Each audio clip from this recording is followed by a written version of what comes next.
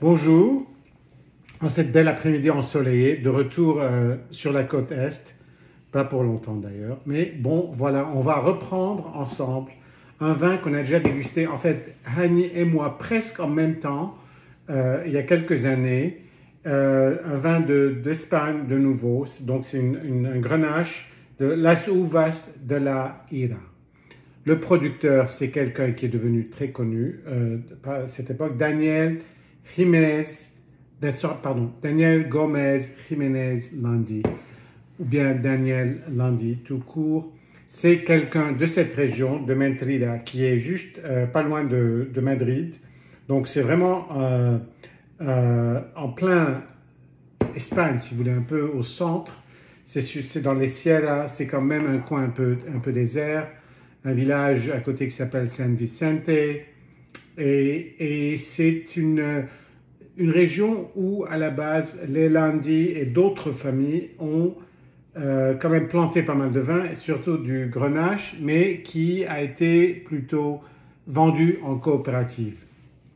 Mais Daniel, qui vient lui-même d'une longue famille, d'une longue histoire, disons, famille de vignerons, vignerons au niveau de la vigne, a décidé qu'il allait avoir sa propriété à lui.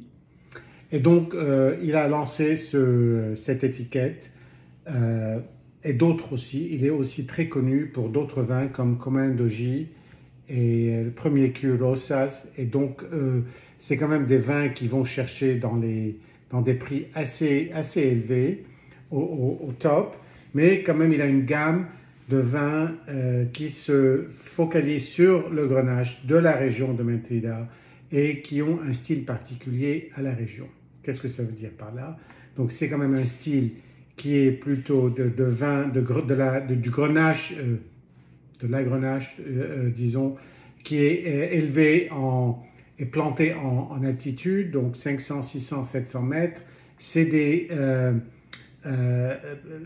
vignobles qui sont en général très bien drainés, c'est du granit, il y a parfois un peu de calcaire, c'est très ensoleillé, mais il fait très froid la nuit, donc c'est quand même une saison de maturation qui est assez longue, et donc c'est quand même quelque chose d'assez particulier, et en plus il y a son style à lui, qui est très peu extrait, comme on va le voir, et qui aussi mélange un peu des techniques de fermentation de vin blanc et de vin rouge, tout en ajoutant les rafles en plus. Donc, c'est quand même un style très particulier. Cette bouteille, ce n'est pas une bouteille chère. Disons, c'est une bouteille, disons, d'entrée de gamme, je ne sais pas, dans les 20-30 euros. Donc, mais en même temps, c'est de la qualité. Et donc, je peux le dire parce qu'on en a déjà commenté et on va revoir un peu où on en est là-dessus. Pour voir la couleur là, je ne sais pas si vous voyez, mais c'est une couleur qui est en fait très claire. Bon, je ne sais pas si ça se voit, disons, regardons par là. C'est une couleur plutôt cerise claire. C'est pas la grenache des Châteauneuf ou des Gigondas qui sont quand même très foncés. Et donc, ça donne déjà une idée de l'extraction ou de la faible extraction de ce vin. Il y a de l'alcool, pas tellement, c'est 14,5%, mais on ne se voit pas tellement sur les jambes, disons. Et c'est une couleur très limpide.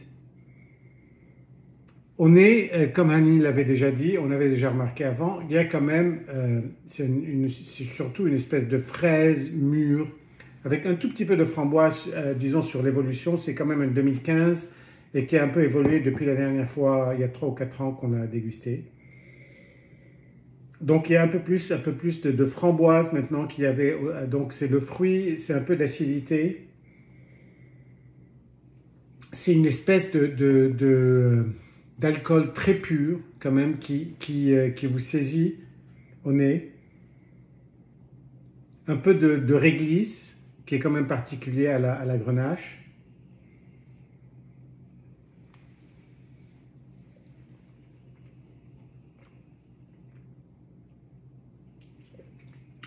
En bouche, c'est quand même une petite explosion, donc ça se répand très vite tout autour du palais, des joues, de la langue. Et donc c'est vraiment un vin très agréable, mais aussi très bien ficelé, disons. Donc c'est une espèce de mélange de pureté, de fruits, d'acidité très gentille, d'un peu de goût, disons, non fruité comme la réglisse, comme on avait dit, un tout petit peu de ce côté granitique, un peu tannique, mais sec, très agréable. Et donc là, finalement, je crois que c'est un vin, maintenant, 9 ans plus tard, qui est dans sa période de maturité, qui est très agréable à boire.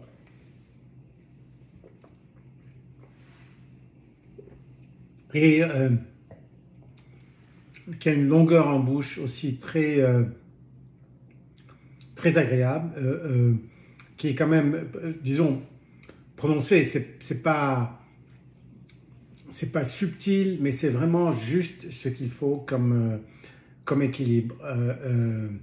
Très bon vin, et donc ça parle un peu vraiment de la technique du vigneron, de l'œnologue, disons, autant que de la spécificité du terroir et de la région. Cheers et à très bientôt.